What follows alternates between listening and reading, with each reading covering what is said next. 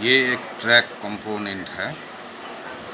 Track component में rail, sleeper, ballast और formation, ये चारों मिला के ट्रैक का कंपोनेंट है।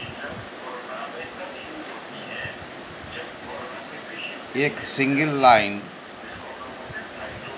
ट्रैक का एक तो ये पिक्चर है, और सबसे टॉप में आएगा रेल। ये रेल है।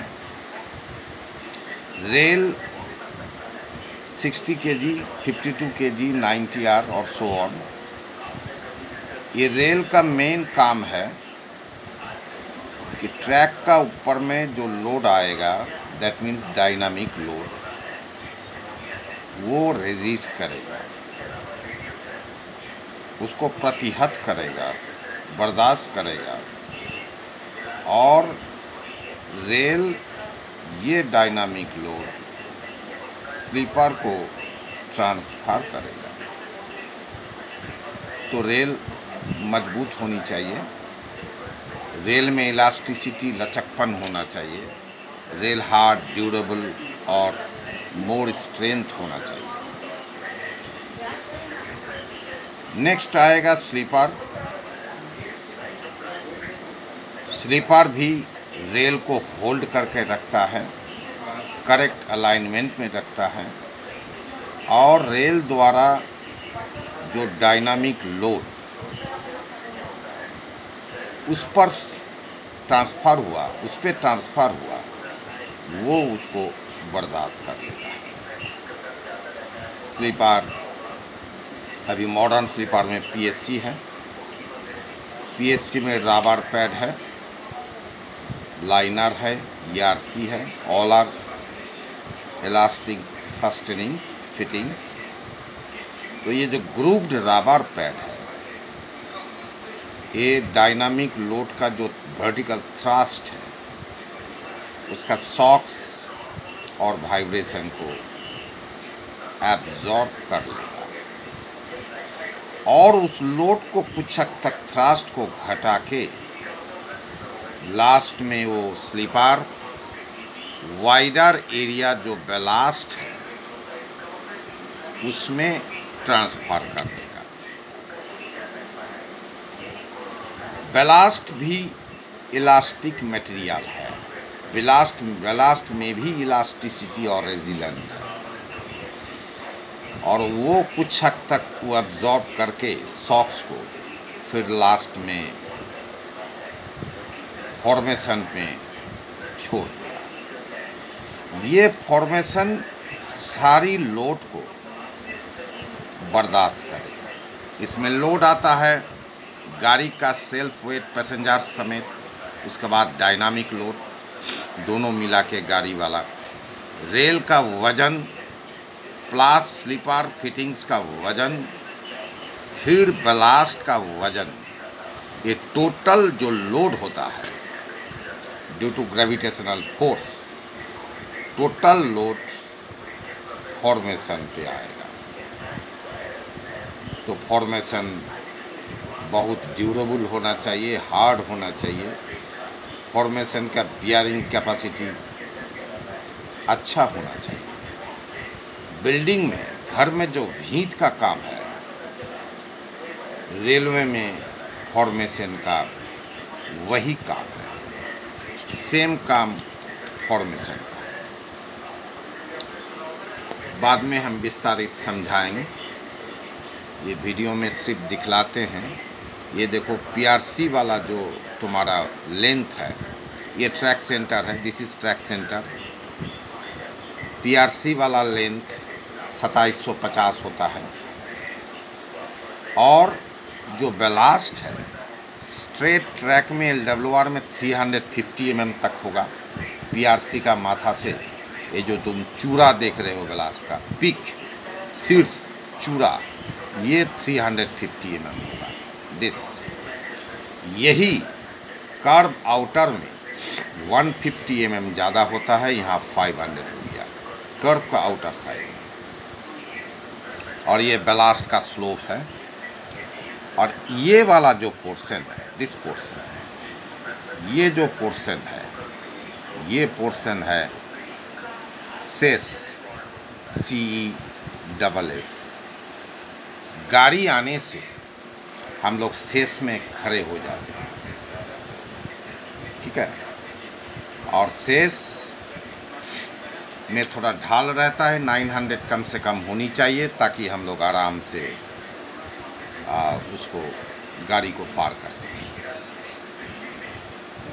और फिर ये जो है ये एम्बैंकमेंट स्लोप है। एम्बैंकमेंट स्लोप ये 1:2 होनी चाहिए, अर्थात 2 horizontal 1 vertical. That means 2 metre horizontal अगर होगा तो वर्टिकल 1, ये गुड स्लोप। और इधर मैंने दिखलाया है ये स्लोप में इरोशन को घटाने के लिए टर्फिंग किया गया है ग्रास द्वारा। ये कुछ नहीं, दुर्वा घास का चपड़ा जो है स्लोप में बिछा दिया जाता है। दुर्वा घास का चपड़ा ये क्या करता है, रेन वाटर जब जाता है, प्रवाहित होता है, तो मिट्टी लेके वो चला जाता है। तो दुर्वा घास रहेगा तो उसका जो जड़ होता है, सिकड़ होता है, वो मिट्टी को पकड़ के रखेगा, होल्ड करके रखेगा। और सॉइल इरोशन, भूमिक्षय सॉइल इरोशन को रेजिस्ट करेगा, रिड्यूस करेगा, ठीक है। तो ये स्लोप अगर स्टीपर होगा, 1:2 है, इफ इट इज़ 1:1 देन खराब होगा, क्योंकि बेस जब फेलियर होता है तो 45 डिग्री एंगल पे फेलियर होता है, ये सिविल इंजीनियरिंग रूल है। So it should be flatter than 45 degree. 30 degree is very desirable, very good slope. अब आता है बेलास्ट। बेलास्ट तो ग्रेनाइट, बेसाल्ट, ये पत्थर जो है बहुत ड्यूरेबल होता है, हार्ड होता है और बेलास्ट वाटर एब्जॉर्प्शन बहुत कम करना चाहिए। जो बेलास्ट ज़्यादा वाटर को जो है एब्जॉर्ब कर लेगा, वो बेलास्ट कोई काम का नहीं जाएगा। वो बेलास्ट पोरस इन नेचर होगा, वो बेलास्ट पोरस इन नेचर होगा और उसमें वाटर एब्जॉर्ब कर लेगा, सूंस लेगा और ये खराब हो जाएगा। ये ट्रैक के लिए अच्छा नहीं है। जो पाकुड़ क्वेरी में ग्रेनाइट और बेसाल्ट है वो गुड क्वालिटी का बेलास्ट है। तो ये जो बेलास्ट का स्लोप है, ये देखो बेलास्ट का स्लोप, ये न्यू ट्रैक में होना चाहिए 1:30। अभी थोड़ा सा चेंज हुआ है, पहले का कॉन्सेप्ट था 1:40। 1:40 का मतलब 40 मीटर जाने से 1 मीटर डाउन, और 1:30 का मतलब है 30 मीटर जाने से 1 मीटर डाउन। जनरली ऑब्वियसली जो है 1:30 बेटर स्लोप।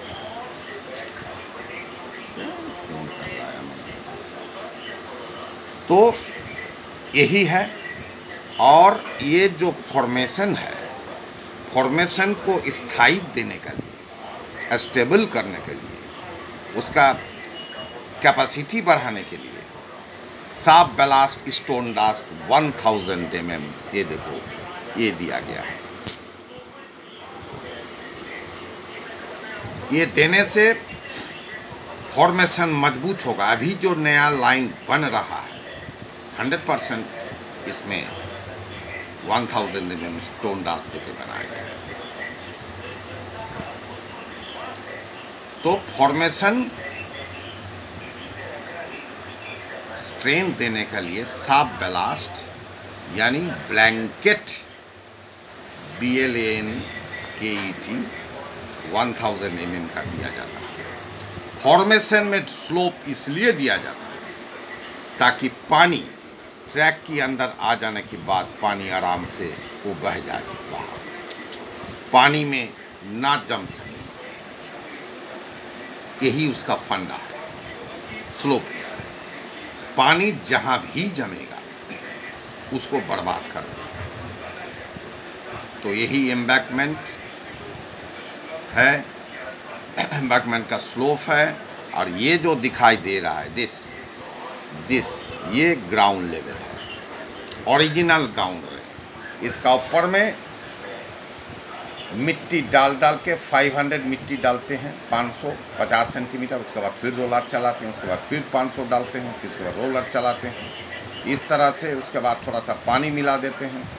फिर उसमें बारिश अगर मिल जाए इसी दौरान, फॉर्मेशन जब तैयारी होता है तो उसका वॉइड कम हो जाता है, कंसोलिडेशन अच्छा हो जाता है, कंपैक्शन अच्छा हो जाता है और फॉर्मेशन बहुत मजबूत होता है। फॉर्मेशन जो तुम्हारा एलुवियल सॉयल है, एलुवियल सॉयल का फॉर्मेशन अर्थात दोआंश मिट्टी वाला जो है बंगाल में गंगा किनारे, वो बेटर सॉयल है। हल्का सा सैंड होता है वो भी ठीक है, ज़्यादा सैंड होने से फिर खराब होता है। और ज़्यादा तुम्हारा एंटेल मिट्टी जिसको बोला जाता है वो खराब है।